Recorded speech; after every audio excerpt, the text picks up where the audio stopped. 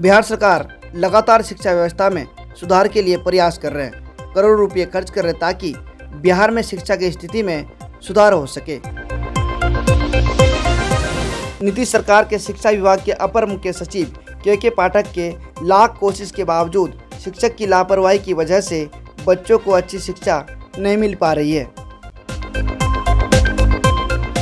बात कर रहे कटिहार जिला के बारसोई प्रखंड अंतर्गत जमीरा प्राथमिक विद्यालय की, जहां पर बच्चों का हाजिरी सिर्फ मिड डे मील के लिए बना जाता है। समय 2:08 में विद्यालय में एक भी बच्चा का न होना इस बात की तरफ इशारा कर रहा है कि विद्यालय में बच्चे तो नहीं आए, लेकिन मिड डे मील को चालू दिखाना है, इसलिए बच्चों की उपस्थिति भी दिखाना जरूरी है। इसलिए विद्यालय के शिक्षक बिना बच्चों के ही उपस्थिति हाजिरी बना दिए। बच्चों के बगैर ही हाजिरी बनाने और बच्चों की अनुपस्थिति को लेकर विद्यालय की प्रभारी प्रधानाध्यापिका का क्या कहना है, देखिए इस रिपोर्ट में। कागज कलम पे ही बच्चा है क्या? नहीं, बच्चा तो था। बच्चा बहुत आया था सर। कितना बजे तक रहना है बच्चे को? अब आप ये कहा था ना कि बनाने नहीं दे रहा था। यानी मिड डे मील के लिए सिर्फ बच्चा यहाँ पे खाते में चल रहा है। नहीं, बच्चा तो आता है बहुत। कितना बजे तक बच्चा को रखना है? कुछ तो गाइडलाइंस होगा आप लोग को। 3 बजे तक। लेकिन आप 2 बजे तक बच्चा नहीं है आपके स्कूल में। आपका नाम? सबनम नाम। वही जमीरा प्राथमिक विद्यालय में बच्चों की अनुपस्थिति को लेकर प्रखंड शिक्षा पदाधिकारी मुमताज अहमद सवालों से बचते दिखे और सिर्फ इतना कहा कि ये जांच का विषय है। बिहार सरकार के शिक्षा विभाग के मुख्य अपर सचिव के पाठक इससे पहले बारसोई में सेवा दे चुके हैं। शायद उसे मालूम है बारसोई पिछड़ा क्षेत्र है, उसके बावजूद भी बारसोई के विद्यालयों में ध्यान न देना बारसोई के बच्चों के भविष्य के साथ खिलवाड़ जैसा ही है। बारसोई क्षेत्र में शिक्षा की बदहाल स्थिति को लेकर जदयू शिक्षा प्रकोष्ठ के महासचिव रोशन अग्रवाल और जदयू शिक्षा प्रकोष्ठ के सचिव लक्ष्मण कुमार नुनिया ने क्या कहा, देखिए इस रिपोर्ट में।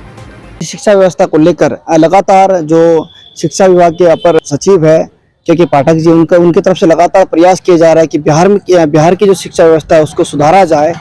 और इसी सिलसिले में आज बात करने के लिए हमारे साथ शिक्षा प्रकोष्ठ के प्रदेश महासचिव रोशन अग्रवाल जी है और प्रदेश सचिव लक्ष्मण कुमार नुनिया जी है। इन लोगों से आज जानना चाहेंगे कि आखिर बिहार की जो शिक्षा की जो स्थिति है दिन ब दिन खराब होते जा रहे हैं, उन शिक्षा की स्थिति को लेकर क्या कहना चाहते हैं। आपसे कुछ सवाल करना चाहूँगा, खास करके पूरे बिहार की नहीं, ये बारसोई क्षेत्र के कुछ स्कूलों के सवाल है। और खासकर बारसोई की बात करें तो मैं आपको उस स्कूल को चिन्हित करना चाहूँगा। जमीरा प्राथमिक विद्यालय है। 2:08 में हम लोग पहुँचे थे। किसी की तरफ से कोई मतलब जानकारी दिया कि यहाँ बच्चे नहीं हैं। 2:08 में पहुँचे और वहाँ पर जब हम लोग पहुँचे, कई पत्रकार थे, जब वहाँ पहुँचे तो पता चला कि एक भी बच्चा स्कूल में नहीं है। और वहाँ के जो प्रधान अध्यापिका है उनका कहना है कि ऐसे ही बच्चे आते हैं और मिड डे मील के बाद बच्चे चले जाते हैं। लेकिन वहाँ पे 155 बच्चे का मतलब वहाँ पे हाजिरी बनाया गया है, लेकिन एक भी बच्चा 2:08 में नहीं मिला स्कूल में। इसके बारे में क्या कहना चाहेंगे, क्योंकि आप शिक्षा प्रकोष्ठ के प्रदेश महासचिव है और आपके संज्ञान में देना जरूरी था। इसी के लिए आपसे ये सवाल कर रहे हैं कि आखिर ये शिक्षा की जो बदहाल स्थिति है ये कब तक सुधार होगा। देखिए, आपको हम बताना चाहेंगे कि 2005 में माननीय मुख्यमंत्री श्री नीतीश कुमार जी को सत्ता मिली बिहार की, और उससे पहले बिहार में स्कूल थे और स्कूल की संख्या कम थी। गांव में आज आप जाइएगा तो स्कूल में बड़ा बिल्डिंग जो दिखेगा वो कोई बड़ा बिल्डिंग होगा, वो स्कूल ही होगा।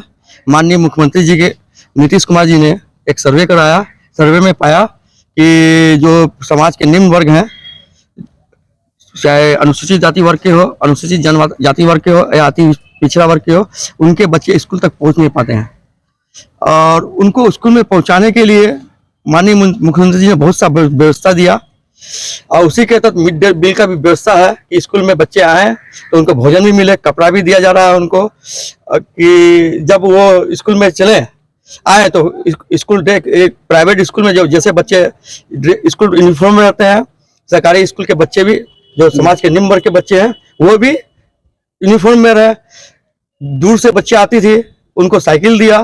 क्या कि ऐसा सर्वे में आया कि 8 और 9 क्लास के बाद क्या कि स्कूल का दूरी ज्यादा होने के कारण बच्चियां लोग का शिक्षा छूट जाता था।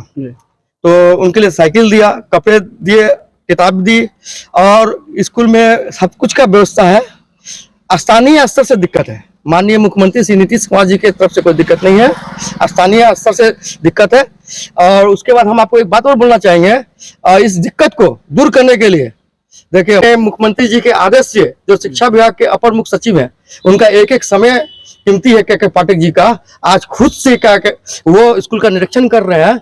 जो काम देखिए, हम आपको एक बात और बताना चाहेंगे, आपने जो जमीरा स्कूल का बात बोला, इस स्कूल में जनता के द्वारा जनप्रतिनिधि चुना जाता है, जो स्कूल का अध्यक्ष होता है, जो उस स्कूल में अध्यक्ष एक विद्यालय समिति का शिक्षा समिति का गठन होता है। स्कूल का अध्यक्ष होगा जो वहाँ का जनप्रतिनिधि होगा, चाहे वार्ड सदस्य हो, मुखिया हो या विधायक हो।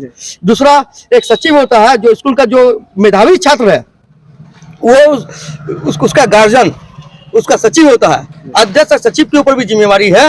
और आपने जो बताया 155 बच्चे का उपस्थिति हुआ, और आप जब 2:05 पर गए तो वहां पे एक भी बच्चे को आपने नहीं पाया, और प्रधानाध्यापक खुद बोल रहे हैं कि बच्चे चले गए।